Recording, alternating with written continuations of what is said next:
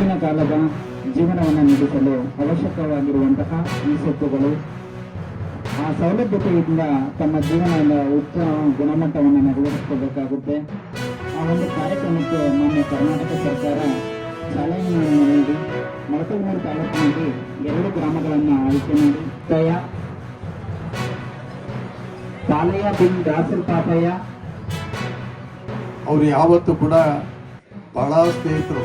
ಮಲ್ಲೇನವರು ನಮ್ಮ ಜನನಾಯಕರು.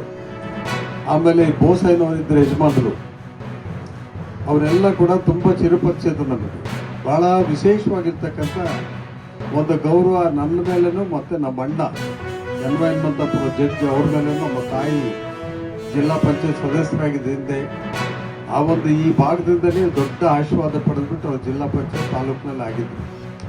ಇವರೆಲ್ಲರ ಆಶೀರ್ವಾದ ಬಲದಿಂದ ಇವತ್ತು ನಾವು ಇಡೀ ಮನೆತನನೇ ನಾವು ಒಂದಲ್ಲ ಒಂದು ರೀತಿಯಲ್ಲಿ ಕೂಡ ರಾಜಕೀಯವಾಗಿ ಬೆಳೀತಾ ಬಂದಿಲ್ಲ. ಅದಕ್ಕೋಸ್ಕರ ನಾನು ಈ ಊರಿನ ಜನರ ಯಾವತ್ತೂ ಮರೆಯೋದಿಲ್ಲ. ಯಾಕಂದ್ರೆ ಇರ್ತಕ್ಕಂಥ ಜನಗಳೆಲ್ಲ ಬಹಳ ಅಮಾಯಕರು. ಯಾವ ರೀತಿ ಹೇಳ್ತಾರೋ ಆ ರೀತಿ ನಡ್ಕೊಂಡು ಹೋಗ್ತಕ್ಕಂಥ ಜನ. ನಿಮಗೆ ಗೊತ್ತಿರ್ತಕ್ಕಂಥದ್ದು ಕಾಂಗ್ರೆಸ್ ಹಿಂದಿನಿಂದ ಬಡ ಜನರ ಹತ್ರ ಬಡ ಜನಕ್ಕೋಸ್ಕರ ದುಡಿತಕ್ಕಂಥ ಒಂದು ಪಕ್ಷ ಅಂತೇಳಿ ಎಲ್ಲರಿಗೂ ಗೊತ್ತಿದೆ. ಹಿಂದೆ ಇಂದಿರಾ ಗಾಂಧಿ ಅವರು ಕೂಡ ಪ್ರಧಾನಮಂತ್ರಿ ಆಗಿರ್ಬೇಕಾದ್ರೆ ಅವ್ರು ಎಷ್ಟೆಲ್ಲ ನಮಗೆ ಸಹಾಯ ಮಾಡಿದ್ರು.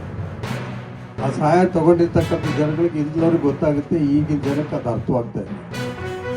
ಹೀಗಾಗಿ ಇವತ್ತು ಕೂಡ ಮಾನ್ಯ ಸಿದ್ದರಾಮಯ್ಯನವರು ಜಿಲ್ಲಾಧಿಕಾರಿಗಳಿಗೆ ನಮ್ಮ ಸಂಘಟನೆಯಿಂದ ಒಂದು ಮನೆ ಪತ್ರ ಕೊಡ್ತೇವೆ. ಏನಂದರೆ ಇಲ್ಲಿ ನೂರಾರು ವರ್ಷಗಳ ಇತಿಹಾಸ ಇರ್ತಕ್ಕಂಥ ಸ್ಮಶಾನ ಐತೆ. ಅದು ಚಿತ್ರದುರ್ಗ ಕೆಳಗೊಂಡ ಸಲ ನಾವು 93 ಅಲ್ಲಿ 6 ಎಕರೆ. ಆಮೇಲೆ 4 ವಾರ್ಡ್ಗಳು ಇದಕ್ಕೆ ಸೇರ್ಪಡೆ ಆಗ್ತವೆ. ಈ ಸ್ಮಶಾನಕ್ಕೆ ಸಂಬಂಧಪಟ್ಟ ಆ 4 ವಾರ್ಡಿನ ಜನ ಅಂದರೆ ಹೆಚ್ಚಿನ 20,000 25,000 ಜನ ನಾಳೆ ಅವರೆಲ್ಲ ಏನೇ ಸತ್ತೋದ್ರು ಕೂಡ ಅಲ್ಲಿ ಮಾಡ್ತಾರೆ.